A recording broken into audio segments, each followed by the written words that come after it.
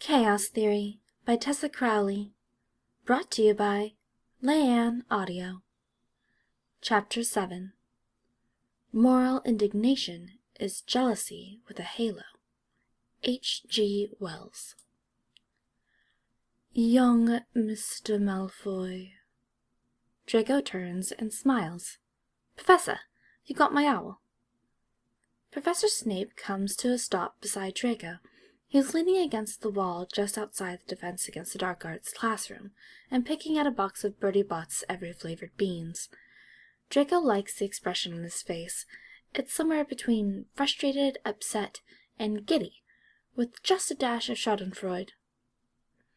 For the record, Professor Snape says, as much as I approve of the end result, I must thoroughly admonish you for inserting yourself into this matter at all, and therefore deduct 5 points from Ravenclaw.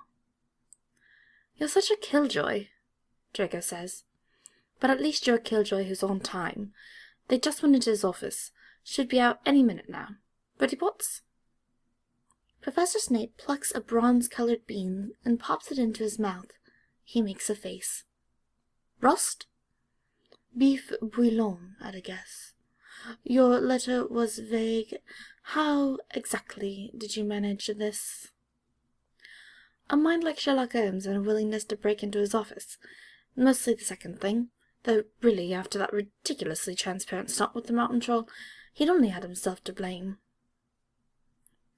I knew from the start there was something suspicious about him, Professor Snape says sourly. I know. You didn't go to great pains to hide your dislike, Draco answers, and right at that moment the classroom door swings open. 2 aurors robed in scarlet are dragging out a hissing, spitting, thrashing, cursing, but thankfully magically bound, Professor Quirrell by either arm. Draco and Professor Snape wave at him cheerfully as he's pulled away, screaming obscenities about the Dark Lord's vengeance. Get him to take off his turban, Draco shouts after him. If he says it's religious, he's lying.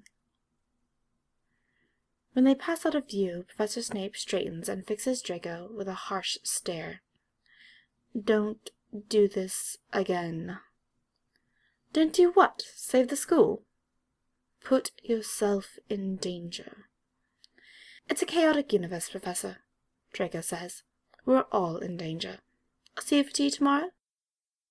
Draco Malfoy, it will be a miracle if you ever make it to adulthood.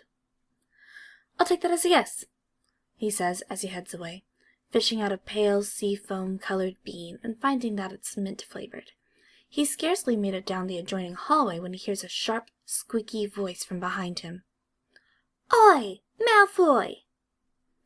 Draco stops and turns. An angry Ginger is storming toward him, not a sight he's used to seeing. Look, I'll say this once, all right? Back off! Draco frowns. He looks around, just to double-check that his father isn't also in the hallway, and he's not the Malfoy the Ginger's referring to, because he can't imagine how that sentence could have any possible meaning to him. But no, the hallway is otherwise empty, apart from the pack of Gryffindors from whom the angry Ginger had broken off, who are now heading in the opposite direction. He is definitely talking to Draco. All right, 3-part follow-up question, Draco says. 1, who are you? 2, what are you talking about? 3, why are you angry? The angry Ginger gets even angrier. You know what I'm talking about. I promise I have absolutely no idea. Harry, he says. Back off, Harry. You're a bad influence on him.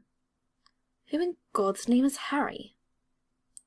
And for a moment he's more surprised than he is angry, but only for a moment.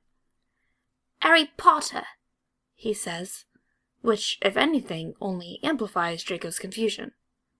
What about him? Back off! I've never even met him. I saw you talking to him yesterday in the Great Hall. Draco squints, then recalls. Wait, you're talking about Robe Shop? robe shop as Harry Potter? The angry ginger is lost for words, which is a nice change of pace. Draco hadn't ever stopped calling him Robe Shop.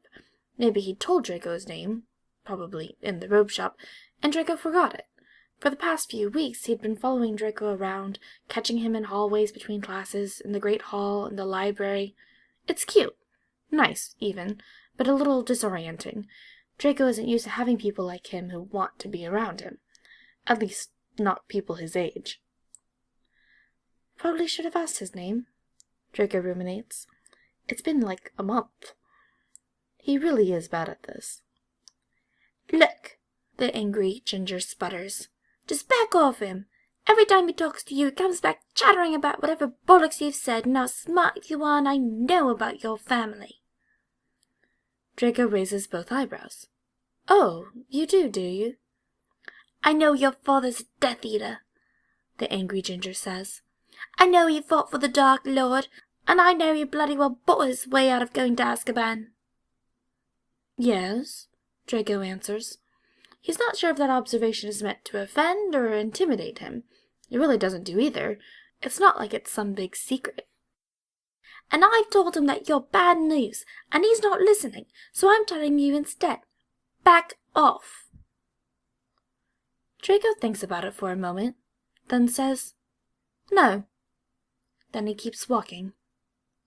There's a pause, then a scuffle. The angry ginger is scrambling to keep up with him. What do you mean, no? I wasn't aware there were multiple meanings. Look, I'm telling you. And I'm saying no, Draco interjects. He seems nice, and I'm not going to stop talking to him just because you tell me to, Weasley. A beat of silence. Draco can almost hear the jaw fall.